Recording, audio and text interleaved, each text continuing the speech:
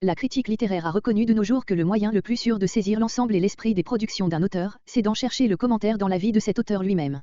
Si ce principe est incontestable relativement aux écrivains profanes, combien plus quand il s'agit d'hommes en qui jamais il n'y a aucun divorce entre la pensée et l'expérience la plus intime, d'hommes dans lesquels la vérité et la vie sont identifiées en un tout harmonique. L'étude des épîtres de Paul devrait donc commencer par l'étude de sa vie, depuis le moment où nous le trouvons assistant au martyre d'Étienne, acte 7, ou même depuis le temps de ses premiers développements dans le pharisaïsme, jusqu'au jour où, parvenu au terme de sa sainte carrière, il annonce à son disciple Timothée qu'il a achevé sa course, 2 Timothée 4.7. Pour cela, les matériaux abonderaient dans le livre des Actes, chapitres 9 et 13 à 28, et dont les nombreuses communications que cet apôtre fait sur lui-même dans ses épîtres, avec tout l'abandon d'une âme qui déborde des plus ardentes affections. Cette étude dépasserait les bornes que nous devons nous tracer ici. Nous ne pouvons que jeter un regard sur l'époque qui vit s'accomplir la nouvelle naissance et la consécration à l'apostolat de cet homme de Dieu, tout le reste découle de ce point de départ comme de sa source. Nous ajouterons à cette esquisse une sorte de tableau chronologique de son ministère, pour y marquer la place de chacune de ses épîtres, autant que cette place peut être déterminée. Saul, en hébreu Shaoul, le désiré, demandé par la prière, nommé plus tard Paulos, selon le goût hellénique, acte 13.9, était né à Tars, l'Athènes de la Cilicie, dans l'Asie mineure, de parents juifs, de la tribu de Benjamin, Philippiens 3.5, 2 Corinthiens 11.22, qui possédait le droit de citoyen romain, acte 16.37, acte 22.25, et suivant. C'est dans sa ville natale qu'il dut recevoir sa première éducation et participer à ce. Selon l'usage des Juifs, il apprit en même temps un métier, celui de faiseur de tentes, acte 18.3, auquel il s'appliqua réellement dans la suite, afin de conserver à l'égard des églises et suivants. Les principes de la théologie pharisienne sont connus, ignorance ou négation des plus profonds besoins de l'âme humaine que nous révèle seul le sentiment du péché, morale superficielle, observances tout extérieur de la loi, qui suffisait à nourrir une orgueilleuse propre justice, interprétation littérale, aride, souvent puérile des Écritures. C'est dans ce milieu que vivait le jeune Saul de Tars, irréprochable dans sa vie morale, plein de zèle pour la loi qu'il étudiait, Philippiens 3.6, mais ne soupçonnant pas même la sainte et profonde spiritualité de cette loi, Romains 7.9, qui pénètre et juge jusqu'aux pensées et aux plus secrets mouvements du cœur. Il était impossible, toutefois, que cette âme ardente et sincère se trouvât longtemps satisfaite d'une religion qui d'une part, n'atteignait pas la conscience, et de l'autre, ne lui donnait point de force pour lutter victorieusement contre la puissance du mal. Plus il mettait de droiture et d'énergie dans ses efforts pour s'élever vers l'idéal du bien qui lui apparaissait de loin, plus il souffrait du criant désaccord de notre nature morale qu'il a si admirablement décrit dans la suite, Romains 7. Être toujours vaincu dans le combat, se sentir esclave et n'apercevoir aucune délivrance, rien n'est plus propre à irriter l'orgueil et à remplir l'âme d'amertume. Tout Jérusalem s'entretenait alors d'une secte déjà fort nombreuse de Galiléens qui se disaient en possession de la vérité et du salut. Mais quoi? Des ignorants qui ne s'enquéraient nullement des hommes de la science et de leur système. Des fanatiques qui renonçaient à la loi comme moyen de perfectionnement et de salut. Les adeptes d'un homme que le Sanhédrin avait condamné au supplice de la croix. Saul dut les haïr. Il saisit avec avidité la première occasion d'assouvir sur eux l'irritation de son âme et d'alimenter son zèle pour Dieu et pour sa loi, Philippiens 3.6, acte 9.1 et suivant, Galates 1.14. Les premiers persécuteurs le trouvèrent dans leur rang, le voilà associé au meurtrier d'Étienne, il garde leurs vêtements, les anime de sa présence, et telle sera la première mention de son nom dans le Nouveau Testament, acte 7.58, acte 8.1.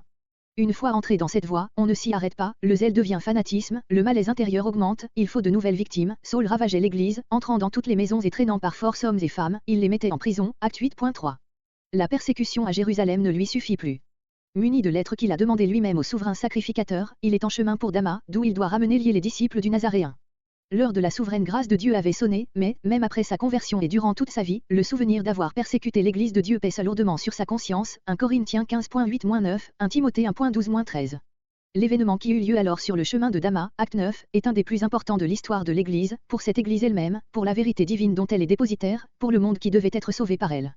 Aussi ce fait merveilleux a-t-il exercé la sagacité et la spéculation des penseurs, les uns s'évertuant à l'expliquer par des causes naturelles, les autres ne voulant y voir qu'un phénomène intérieur, une sorte de vision dont l'âme de Saul fut seul le théâtre, d'autres recherchant les causes psychologiques ou les prédispositions morales qui peuvent rendre compte d'un changement si étrange dans la vie d'un homme. Ne serait-il pas plus rationnel, pour ne rien dire de plus, d'écouter attentivement le témoignage de cet homme lui-même, surtout quand cet homme s'appelle Saint Paul? Or, ce grand apôtre, placé en présence de ses adversaires qui ne comprenaient rien à ce miracle de sa vie spirituelle, se contente de le raconter avec simplicité dans tous ses détails comme un fait accompli en présence de plusieurs témoins, acte 22.6 et suivant, et quand il en parle à des croyants, il leur y fait voir une œuvre de la toute-puissance et de l'éternelle miséricorde de Dieu, le saisissant, Philippiens 3.12, lui, le premier des pécheurs, l'éclairant, l'humiliant, renouvelant tout son être, Galates 1.15-16, 1 Corinthiens 9.1, 1 Corinthiens 15.8, 1 Timothée 1.12-16. Sans doute la main de Dieu peut avoir mis en œuvre dans cette âme l'incurable malaise qui la rongeait sous la loi, l'exaltation même du persécuteur, peut-être de secrets remords provoqués par les souffrances de ses victimes, peut-être aussi la vue de leur foi, de leur douceur, peut-être enfin le souvenir d'Étienne priant pour ses meurtriers, tout autant d'aiguillons contre lesquels il était dur de regimber, acte 9.5, comparé acte 22.20. Mais ces causes, que sont-elles, sinon les moyens de cette grâce souveraine et gratuite, sans laquelle Saul serait resté dans ses ténèbres et son endurcissement? Quoi qu'il en soit, c'est ainsi que le pharisien orgueilleux, dominé par des préjugés étroits, aveugle et charnel, fut préparé à devenir cet apôtre si éclairé, si spirituel, si humble, si aimant. Après comme avant, c'était toujours la même âme ardente, mais elle avait passé par le baptême de feu, le centre de cette vie entière était déplacé. Paul aimait de toutes les puissances de son être ce que Saul avait haï, Paul méprisait ce dont Saul avait fait ses idoles, Philippiens 3.4-8. Les voies de Dieu pour la conversion des âmes sont infiniment diverses, mais il est certain que les plus l'antagonisme de la conscience et de la chair était devenu douloureux et angoissant, Romains 7.24, plus aussi, après sa délivrance, la doctrine de la justification du pécheur devant Dieu par la foi seule dut lui apparaître comme le refuge assuré, mais unique, du salut. Qui ne comprendrait le soin qu'il met à exposer dans tout son jour cette glorieuse vérité, et l'inflexible fermeté avec laquelle il combat toute tendance qui pourrait l'obscurcir, l'affaiblir, en ramenant l'homme affranchi par la grâce sous le joug intolérable d'une servile légalité, et sur le terrain fangeux, de ses propres mérites. Cette doctrine est l'idée mère de toutes ses épîtres, elle est la vie de ce grand apôtre. Mais, d'un autre côté, comme il savait, par son expérience, que c'est la loi, prise au sérieux, qui donne la connaissance du péché, Romains 3.20, 7.7, que cette loi, spirituelle, sainte, bonne, Romains 7.12, 14, avait, comme expression de la sainteté de Dieu, exercé son salutaire ministère de condamnation et de mort dans son âme, Romains 7.9-10, il se garde bien de la déclarer abolie. Tout au contraire, son enseignement affermit la loi, Romains 3.31, parce qu'au lieu de la prendre au rabais comme les pharisiens, il la laisse subsister dans toute son inviolable sainteté, parce qu'il la montre parfaitement accomplie dans l'œuvre du Sauveur, parce qu'elle s'accomplit aussi dans le cœur et dans la vie du fidèle au moyen de l'amour que lui inspire sa délivrance, Romains 13.8-10, parce qu'enfin la loi qui justifie et qui sauve est un principe de force, de liberté et de vie, qui renouvelle l'homme pécheur tout entier. Paul ne connaît d'antinomisme d'aucune espèce, ni avant, ni après la conversion, mais un salut parfaitement gratuit, dont l'auteur est Jésus-Christ, dont le moyen subjectif et unique est la foi, dont le fruit est la sanctification complète de l'homme. Dieu avait choisi un pharisien, sauvé par pure grâce, pour établir dans son Église les vrais rapports de la loi et de l'Évangile. C'est dire que cet apôtre trouvera également dans son expérience et dans la révélation divine les vrais rapports entre cette grâce souveraine de Dieu et la liberté morale de l'homme. Rempli du sentiment doux, ce n'est pas d'un perfectionnement que l'homme naturel a besoin, il doit renoncer à lui-même, mourir pour renaître à une vie nouvelle en Jésus-Christ, Romains 6.1-12, Éphésiens 4.22-24, Colossiens 3.9-10. Mais, d'un autre côté, jamais Paul, instruit par les rudes combats de sa conscience sous la loi, ne perdra de vue la responsabilité de l'homme, ni ce degré de liberté morale qui est la condition de sa responsabilité. S'il se perd, il est responsable de sa ruine, appelé au salut, il est responsable des moyens de grâce qui lui sont offerts, sauvé, il est responsable de l'emploi qu'il fait de sa vie nouvelle, ou plutôt il y trouvera un mobile assez fort pour glorifier Dieu dans tout son être, 1 Corinthiens 6.20. Il n'y a plus dualisme, il y a pleine harmonie entre la grâce de Dieu et la liberté sanctifiée de l'homme. Qui jamais en fournit mieux la preuve que cet apôtre dans sa longue carrière de travaux, de renoncement, de souffrance, offrant 1000 fois sa vie à celui qui l'avait racheté, pressé par la charité de Christ et par l'amour des âmes. La vérité se présenta toujours à saint Paul comme une vie, et c'est pourquoi toutes les doctrines et tous les faits de l'Évangile se sont développés dans son âme et dans son enseignement comme un magnifique ensemble organique et vivant, dont toutes les parties se supposent et se complètent mutuellement. Il n'enseigne pas des vérités, mais la vérité, une comme la vie. C'est ainsi que Dieu l'a préparé à devenir l'apôtre des nations, c'est-à-dire, de l'humanité. Cette vocation à l'apostolat fut annoncée à Paul dès sa conversion, acte 9.15-16, 22.14, 15, et, en effet, il rendit immédiatement témoignage à celui qui venait de l'appeler à la lumière, acte 9.20. Toutefois, cette vocation dut s'affermir en lui par degrés, dans le silence d'une retraite qu'il chercha en Arabie, Galates 1.17, et surtout par de nouvelles manifestations de celui qui lui était apparu une première fois, et sur l'autorité souveraine duquel devait reposer son apostolat, acte 22.17-21, Galates 1.1. Dès qu'il fut entré dans son ministère, et durant toute sa vie, Paul déploya, tant auprès de ses concitoyens juifs que parmi les païens, dans les circonstances les plus diverses, une force et une dextérité d'esprit, une clarté et une profondeur de pensée, une pureté et une fermeté de volonté, une intimité d'âme, un enthousiasme d'action, une sagesse de conduite, une sûreté de tact, une puissance et une liberté de foi, une chaleur et un art d'éloquence, un courage dans les dangers, un amour du Seigneur et des âmes, un renoncement à lui-même, une patience, une humilité, qui assure à ce disciple de Jésus la vénération et l'admiration de tous les temps. Meyer, commentaire sur le Nouveau Testament, tome V, page 6. Une vue chronologique d'ensemble de cette vie si active fixera, autant qu'on peut la déterminer, la place de chacune des lettres de Paul, par le manque de certaines données historiques, quelques parties de la vie de Paul restent, malgré toutes les recherches et toutes les combinaisons, entourées d'obscurité et d'incertitude.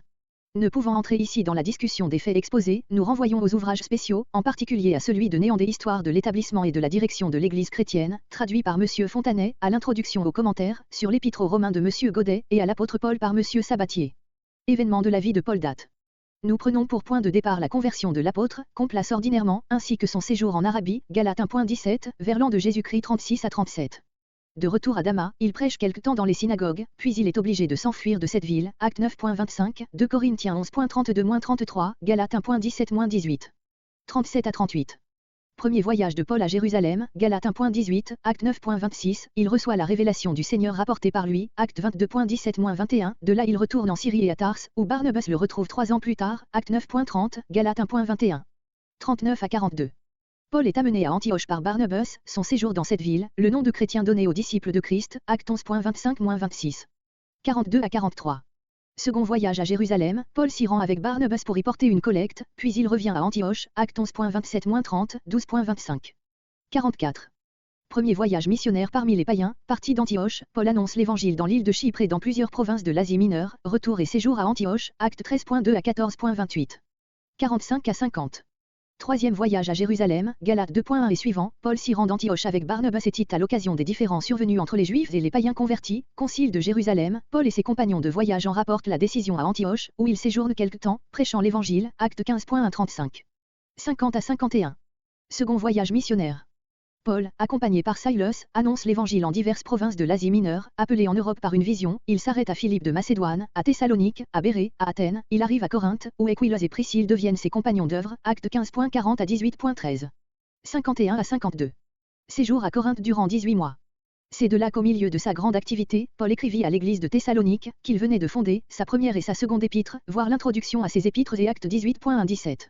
De Corinthe, l'apôtre fait par Éphèse et Césarée un 4e voyage à Jérusalem, d'où il retourne à Antioche, acte 18.18-22. 52 à 54. Après un séjour de quelque temps à Antioche, acte 18.23, où eurent lieu entre Paul et Pierre les relations auxquelles le premier fait allusion dans l'épître aux Galates, 2.11-14, Paul partit pour un 3e voyage missionnaire, qui le conduisit, par la Galatie par la Phrygie, à Éphèse, acte 18.23, acte 19.1, où il exerça son apostolat pendant 3 ans, acte 20.31. C'est d'Éphèse qu'il écrivit l'épître aux Galates et la première épître aux Corinthiens. Voir, les introductions. Après l'émeute suscitée à Éphèse par Démétrius, acte 19.23-40, Paul passe en Macédoine, acte 20.1, d'où il écrit la seconde épître aux Corinthiens, puis, continuant son voyage vers le sud, il vient en Grèce, y séjourne 3 mois, acte 20.3, et écrit de Corinthe l'épître aux Romains. 54 à 58. De Corinthe, il fait par la Macédoine, l'Asie mineure, discours au pasteur d'Éphèse, la Syrie, son 5e et dernier voyage à Jérusalem, acte 20.3, acte 21.17. Son séjour dans cette ville, danger qu'il court de la part des Juifs, il est mis en prison, acte 21.18, acte 23.30. 58. Paul est conduit prisonnier à Césarée et livré au gouverneur Félix, acte 23.31-35. Accusé par les Juifs, il se justifie devant Félix, qui le retient 2 ans en prison et le laisse à son successeur Porcius Festus, acte 24. Discours de Paul devant Festus, acte 25, et devant Hérode l'Agrippa II, acte 20. 58 à 60. Le dernier voyage de l'apôtre que rapporte le livre des Actes est sa périlleuse navigation de Césarée jusqu'en Italie, qui dura de l'automne de l'an 60 au printemps de l'an 61. Sa cause devant être portée devant l'empereur, il fut conduit à Rome, où, bien que prisonnier, il avait assez de liberté pour pouvoir, durant les 2 années de sa captivité, se livrer aux travaux de son apostolat. C'est de là qu'il écrivit les épîtres aux Colossiens, aux Éphésiens, à Philémon et aux Pébilipiens, actes 27 à 28. Selon d'autres, les 3 premières de ces épîtres auraient été écrites pendant la captivité de Paul à Césarée, voir les introductions. 61 à 63. Le livre des Actes s'arrête brusquement ici, laissant l'apôtre dans sa captivité.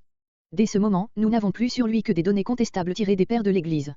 Aussi les théologiens modernes se divisent entre 2 opinions, les uns admettent sans preuve que Paul fut mis à mort à l'issue de la captivité racontée par Luc, les autres, Néandé, par exemple, suivant la tradition, pensent que l'apôtre fut mis en liberté, fit encore divers voyages, écrivit les épîtres pastorales, voire l'introduction de ces épîtres, puis subit un second emprisonnement à la suite duquel il souffrit le martyre. Si cette seconde opinion est fondée, voici quels seraient, selon toute probabilité, les derniers événements de la vie de Paul. Le 18 juillet 1964 eut lieu le grand incendie de Rome, qui servit à Néron de prétexte pour exercer de cruelles persécutions contre les chrétiens. Si Paul avait encore été à Rome, il n'eût certainement pas été épargné. On peut donc placer sa délivrance vers la fin de l'an 63 ou au commencement de 64. 63 à 64. Remis en liberté, l'apôtre se rend dans l'Asie mineure, laisse Timothée à Éphèse, 1 Timothée 1.3, et passe en Macédoine où il écrit la première épître à Timothée, voir l'introduction. 65. Paul visite ensuite l'île de Crète, y fonde ou y affermit des églises, dont il remet la direction à son disciple Tite, comme on le voit par l'épître à Tite, 1.5, écrite bientôt après. 65.